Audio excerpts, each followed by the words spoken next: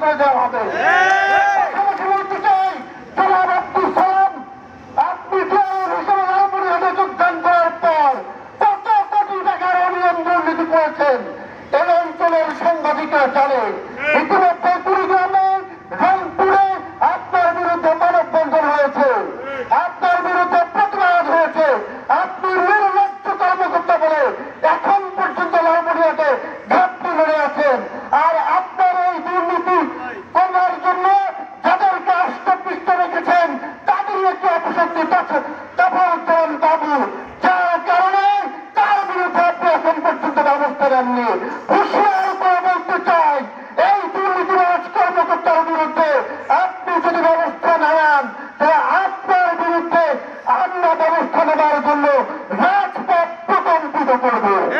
ভুলে যাবেন না, আপনাদের এই দুর্নীতি, আপনাদের এই দুর্নীতি, আপনাদের এই এখানকার অর্থ আত্মসাতের ঘটনা সাংবাদিকরা জানে না। আমাদের কলমের লিখনের মধ্য দিয়ে আপনাদের বিরুদ্ধে কঠোর প্রতিরোধ গড়ে তোলা হবে।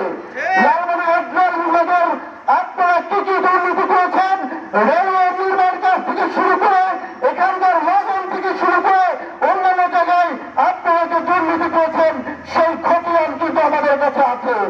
প্রয়োজনে আগামীতে আমরা রেল মন্ত্রণালয়ের সামনে গিয়ে উপদেষ্টাকে জানান দিয়ে আসবো, জানতে যাবো এই বাবু এবং আব্দুল সালামের খুঁটির জোর কোথায়।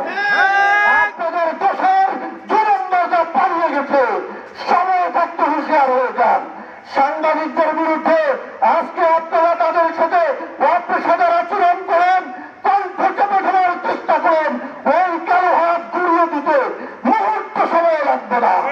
মনে রাখবেন, দেহের শক্তির চেয়ে পেশির শক্তির চেয়ে এই স্বাধীন বাংলায় কলমের শক্তি অনেক বেশি।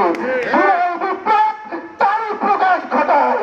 মনে রাখবেন, 16 বছরের নির্যাতন নিপীড়ন জুলুমের পক্ষ থেকে যেভাবে কণ্ঠ চেপে দেওয়া হয়েছিল, গণমাধ্যমের স্বাধীনতার উদ্যোগ করা হয়েছিল, শুধুমাত্র ছাত্র জনতা ঐক্যবদ্ধ হয়ে দেখিয়ে দিয়েছে